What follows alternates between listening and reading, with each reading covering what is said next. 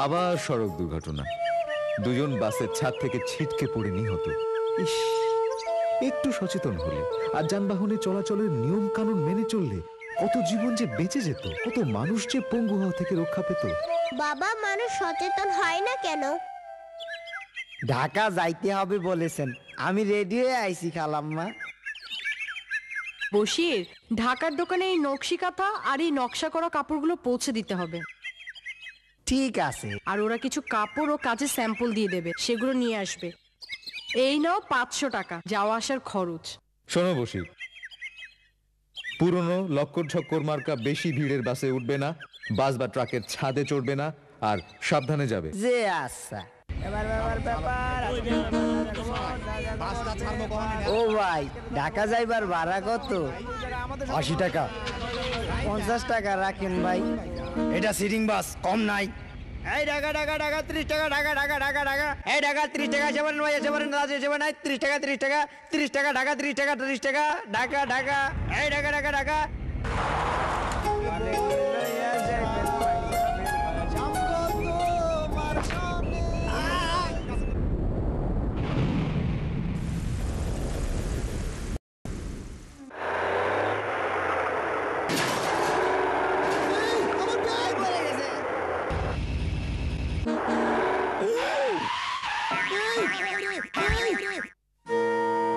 তোমাকে না বাসের ছাদে চড়তে মানা করেছিল?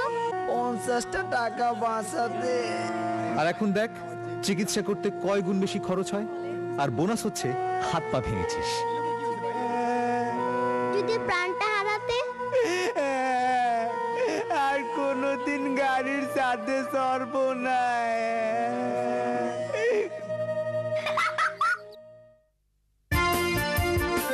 যানবাহনে ছাদে চড়ে যারা ভ্রমণ করে, দুর্ঘটনার মুখে তারা যখন তখন পড়ে।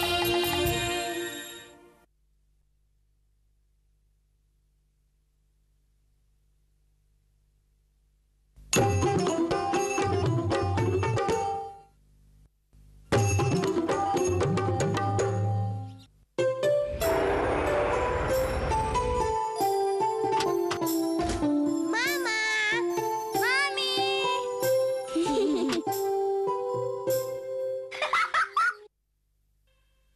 আরে কি খবর?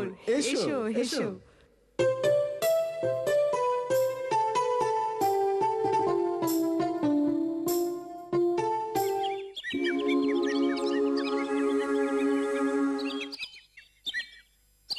জানো, আমি না গাড়ি চালাতে জানি।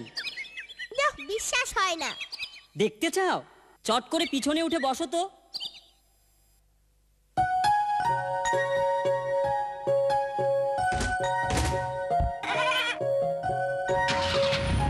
আরিফ গাড়ি চালাতে জানে? অল্প কয়েকদিন হলো ড্রাইভারের কাছ থেকে শিখেছে। আরিফ, যাচ্ছ কোথায়? বড় রাস্তায়? ভয় লাগছে তো। দেখো কিভাবে ওভারটেক করি।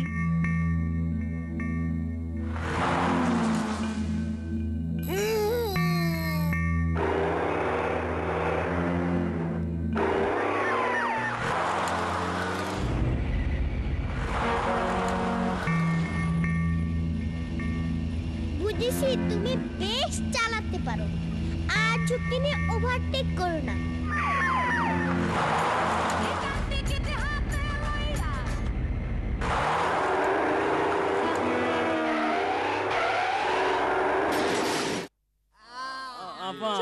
রিঙ্কু কোথায় বাবা? পশু হাসপাতালে, ওরও তোমাদের মতো চিকিৎসা হচ্ছে। আরিফ আনারি ড্রাইভিং ও ওভারটেকিং নিষিদ্ধ এলাকায় ওভারটেক করে অপরাধ করেছে। এর জন্য ওকে আইন অনুযায়ী শাস্তি পেতে হবে। বাহাদুরির ফল পেয়েছে। মা, নিয়ম কানুন ভালো করে না শিখে আর গাড়ি চালাবো না, আর কোনোদিন না বুঝে ওভারটেক করব না। মনে থাকলে হয়।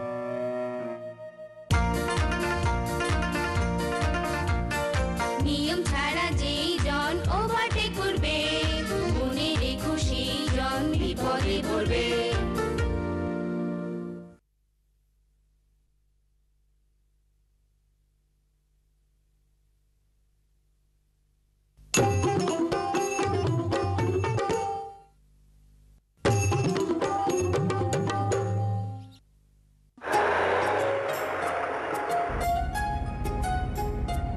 বাবা আর কতক্ষণ? আরো 1 ঘন্টা। আচ্ছা বাবা, চিড়িয়াখানা আমরা কি দেখবো? বাঘ দেখবো, ভালুক দেখবো। সিংহ দেখবো, কুমির দেখবো, হরিণ দেখবো না?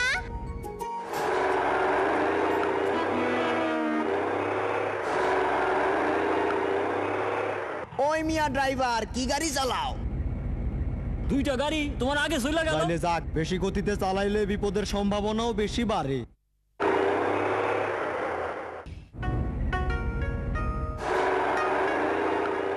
বাবা এটা কি?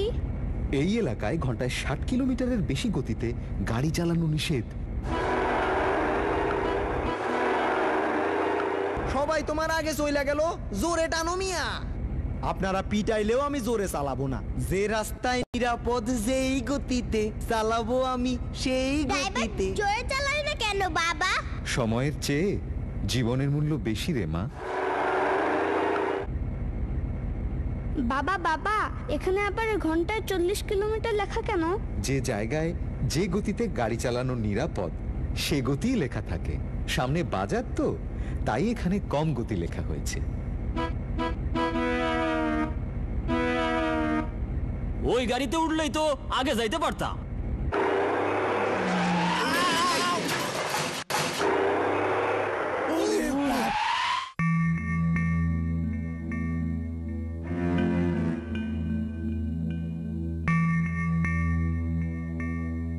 আমার গাড়ির গতি কম ছিল বলেই বাস আমার কন্ট্রোলে ছিল, সময় মতো থামাইতে পারছি। আর কাউরে কোনোদিন বেশি গতিতে গাড়ি চালাইতে বলবো না রে ভাই। ওরা না আগের বেশি গতির বাসে যেতে চেয়েছিল? আগের বাসে গেলে ওদের কি হতো?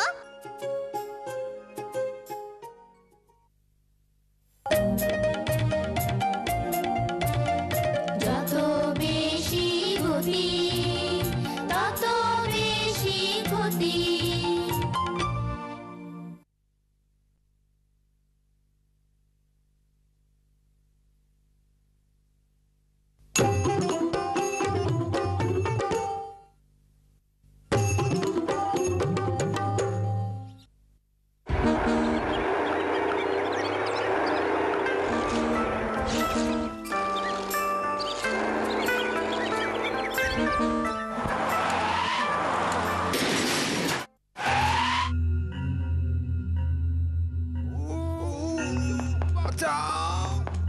কে আছেন? বাঁচান!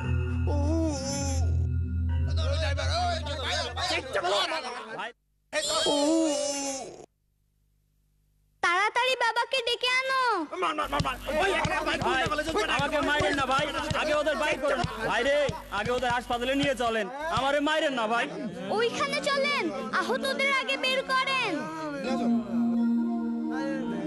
করছেন কি আপনারা? থামেন, ওকে মারা বন্ধ করেন। আগে আহতদের হাসপাতালে নিয়ে চলেন। শোনেন, যদি 1 ঘন্টার মধ্যে আহতদের হাসপাতালে নিতে পারি, তাহলে ওদের বেঁচে যাওয়ার সম্ভাবনা অনেক বেড়ে যাবে। জলদি আসেন, কেউ একটা গাড়ি থামান, জলদি। ভয়ের কিছু নাই, আপনার তেমন কিছুই হয় না। আপনারে এক্ষুনি হাসপাতালে নিয়ে যাব। দাঁড়ান দাঁড়ান, এভাবে না, মনে হয় মেরুদণ্ডে আঘাত লেগেছে। কেউ একজন লম্বা সোজা তক্তা বা সেরকম কিছু নিয়ে আসুন।